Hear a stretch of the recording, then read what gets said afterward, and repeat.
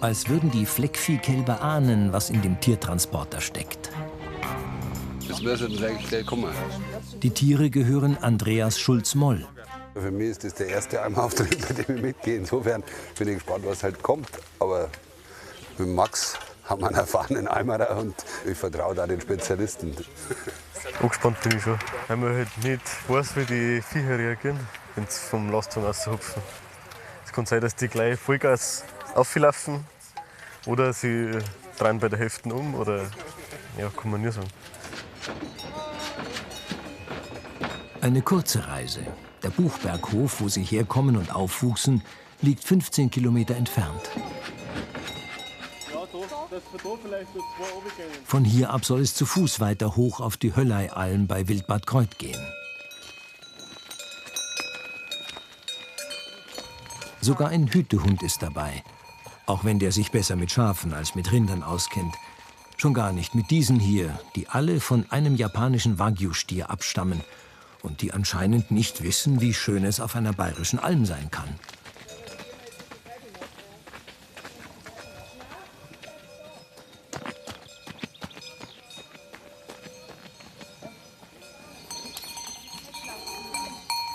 Gar nicht so einfach, den geflohenen Ochsen auf den richtigen Weg zurückzubringen. Was ist das Problem? Dass viele Junge dabei sind, die wollen nur herumfahren. Die wissen den Weg nicht. Der ausgebildete Hütehund gibt sein Bestes und schafft es schließlich sogar, den abgehauenen Ochsen zum Umkehren zu bewegen.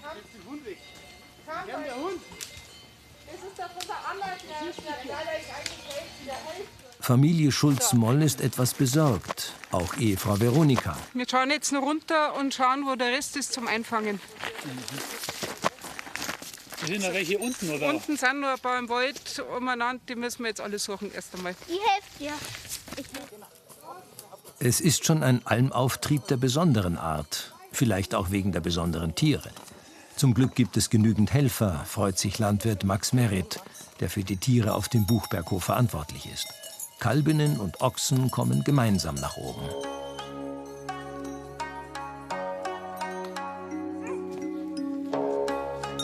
Magdalena, die Tochter vom Hofeigentümer, packt schon an. Sie möchte später einmal Bäuerin werden.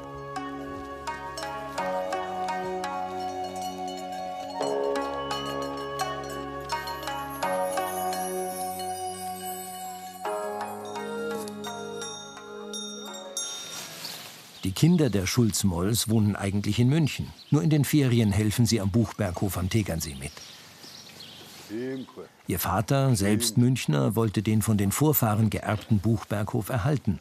So kam er auf die Idee, seine bayerischen Fleckviehkühe von einem japanischen Wagyu-Stier besamen zu lassen. Wa bedeutet auf Japanisch grob Japan und Gyu Kuh. Stattdessen habe ich halt den Fantasienamen Tegyu, also Tegernseer Kuh, gewählt, damit klar wird, dass es sich um eine Kuh vom Tegernsee handelt, die aber japanisches Blut in sich trägt oder das Blut eines japanischen Rindes.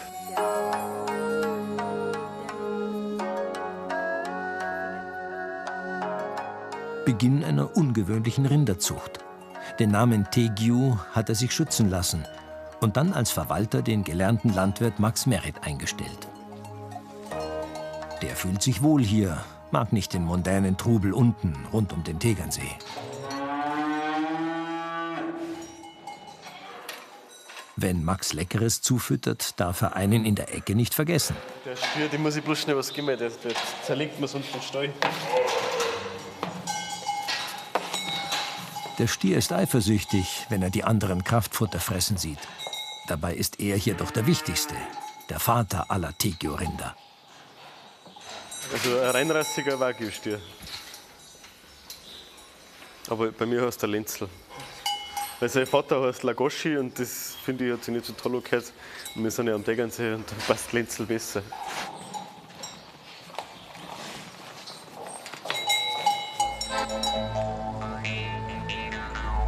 Im Hofladen ist das Superfleisch aus. Andreas Schulz-Moll fährt zum Metzger nach Lenggries. Vor einigen Wochen hat er einen Tegyu-Ochsen hierher zum Schlachten gebracht. Jetzt sollte das Fleisch lange genug abgehangen haben und zart sein. Zeit zum Abholen. Servus. Wunderbar. Dann gehen wir rein. Dann gehen wir rein und schauen wir nach dem Fleisch. Genau. Sehr gut. Metzgermeister Karl Weber hat das Fleisch vom Tegio-Ochsen schon herausgelöst. Egal ob reines Wagyu oder die Zucht vom Tegernsee, das Besondere ist, dass das Fett nicht nur zwischen den Muskeln, sondern auch im Muskel selbst verteilt ist, sodass der im Querschnitt marmoriert wirkt. Je mehr Fett bei der Marmorierung ist, ist halt das Fleisch schmackhafter und sehr zart. Es gibt halt einen wundervollen Geschmack, spitzenmäßig. 1 bis 2 Kilo wiegen solche Tomahawk-Steaks, die als Ganzes auf den Grill kommen sollen. Im Schnitt sind es 40 Kilo der besonders edlen Teile. Unser tolles Filet. Das Filet, im Hofladen später verkauft für 155 € pro Kilo. Tegio 50, das heißt 50% japanischer Wagyu-Anteil.